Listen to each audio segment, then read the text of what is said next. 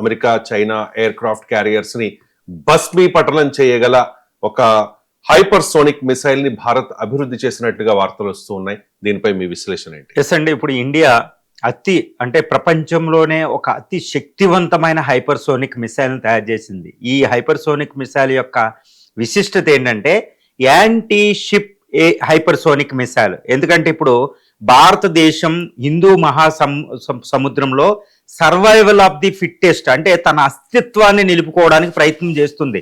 ఎందుకంటే ఇక్కడ United states of America, China, ముఖ్యంగా చైనా స్టింజా పెల్స్ అనుకుంటూ తన ఎయిర్ క్రాఫ్ట్ క్యారియర్లు 3 అభివృద్ధి చేసుకుందండి. చాలా శక్తివంతమైన ఎయిర్ క్రాఫ్ట్ క్యారియర్లు అయిన షెండాంగ్, లియోంగ్ అండ్ ఫ్యూజియాన్ అంటూ 3 ఎయిర్ క్రాఫ్ట్ క్యారియర్లు డెవలప్ చేసుకుంది. ఇది చాలా శక్తివంతం. ఇప్పుడు ప్రపంచంలోని అతి శక్తివంతమైన నేవీగా చైనా అవతరించింది in the number of ships అండి. సుమారు 800 షిప్పులు డెవలప్ చేసి పెట్టేసుకుంది. చాలా డేంజరస్ పరిస్థితిలో ఉంది. చైనా నేవీ మనకంటే 2.5 రెట్లు ఎక్కువ ఉంది.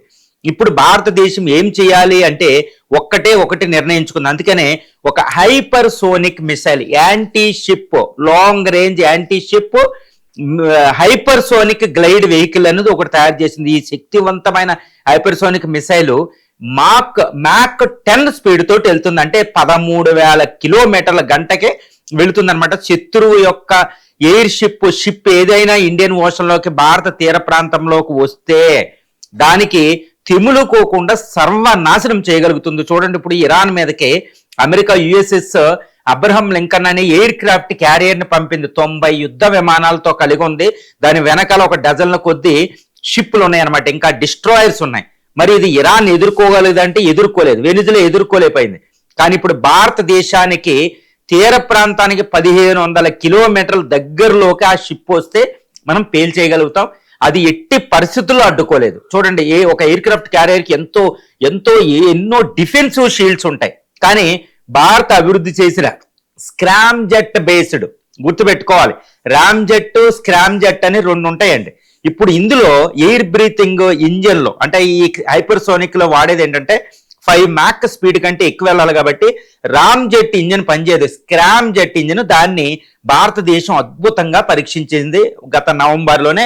అది 2024 నవంబర్లోనే దాన్ని పరీక్షించింది. ఇప్పుడు దాన్ని ఆధారంగా చేసుకుని భారతదేశం ఇప్పుడు చైనీస్ షిప్పుల్ని, అమెరికన్ షిప్పుల్ని, ఇంకా చిత్తూరు దేశాల షిప్పులు ఏవైనా భారత తీర ప్రాంతం నుంచి 1500 కిలోమీటర్ల దగ్గరకు వస్తే వాటిని భస్మీపటలం చేసే విధంగా ఈ hypersonic missile, anti ship hypersonic missile తయారు చేస్తాం. ఇది 10 మ్యాక్ తోటి వెళ్తుంది. అంటే గంటకు 13,500 కిలోమీటర్ల స్పీడ్ తోటి వెళ్తుంది. ఇది గాల్లో ఫస్ట్ వాతావరణంలోకి వెళ్ళిపోతుంది అనమాట, స్పేస్లోకి వెళ్ళిపోతుంది. వెళ్ళిపోయింది ఏం చేస్తుందంటే ఈ టార్గెట్ని ఫిక్స్ చేసుకుని ఆకాశంలోంచి కిందకు పడిపోతుంది అనమాట. ఏదో పెద్ద ఆకాశం నుంచి ఉలక్క పడిపోయినట్టు పడిపోతూ జిగ్ జాగ్గా వెళుతుంది అనమాట. దాన్ని మార్గాన్ని మార్చుకుంటూ వెళ్తుంది. కాబట్టి దాన్ని ఆపడం కష్టం. శత్రువు పసిగట్టడమే కష్టం, ఆపడం కష్టం. తర్వాత అది మ్యాక్ 10 స్పీడ్ అంటే ఏమవుతుందంటే మన నేచర్లో అంటే ప్రకృతిలో 3 స్థితులు ఉంటాయండి. అవి గాలి, నీరు, వాయువు, అదేవిధంగా ఘన అనే 3 స్థితులు ఉంటాయి అనమాట. సాలిడ్, లిక్విడ్, ఎయిర్ అనేది.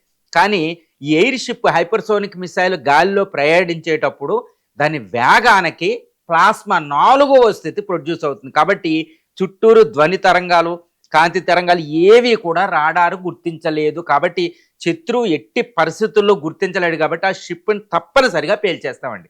కాబట్టి అమెరికా, చైనా షిప్లు ఏవి కూడా భారత తీరం నుంచి 1500 కిలోమీటర్ల పాటు ఏ షిప్పు కూడా భారతదేశాన్ని దగ్గరికి రాలేదు.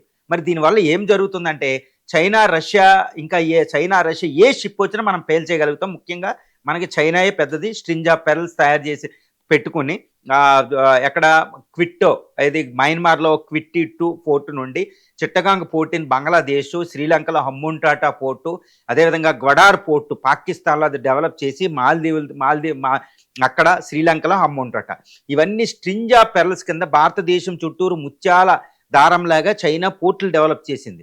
ఇప్పుడు భారతదేశం తయారు చేసిన ఈ hypersonic missile, anti ship missile ద్వారా ఏ షిప్పు కూడా భారత తీర ప్రాంతంలోకి చైనా పంపలేదు. కాబట్టి ఎఫెక్టివ్గా భారతదేశం తనను తాను రక్షించుకోగలిగింది. ముఖ్యంగా ఇండియన్ ఓషన్, అదేమంటుంది China, Indian Ocean is not India's ocean అనే సామెత చెప్తుందండి. India's version in not Indian version is not India's version. హిందూ మహాసముద్రం భారతదేశం పేరు మీద ఉన్నప్పటికీ హిందూ మహాసముద్రం భారతదేశానిది కాదు అని సామెత ఇస్తుంది. ఇప్పుడు భారతదేశం ఈ మిసైల్ ద్వారా ఏం చెప్తుందంటే, నీ ఇష్టం వచ్చిందిరా, మేమేం చేయాలో చూసుకుందాం. అందువల్ల ఇండియన్ వర్షన్ అనేది చాలా చాలా కీలకం భారతదేశ సెక్యూరిటీ సెటప్కే. బ్రిటిష్ వాడు హిందూ మహాసముద్రం ఆక్యుపై చేసిన తర్వాతే వాడు భారతదేశాన్ని 200 సంవత్సరాలు పరిపాలించాడు. కాబట్టి భారత సార్వభౌమత్వం, భారతదేశ ఇండిపెండెన్స్, స్వాతంత్రం, భారతదేశ రక్షణ అనేది హిందూ మహాసముద్రం సెక్యూరిటీ మీదే ఆధారపడి ఉంటుంది.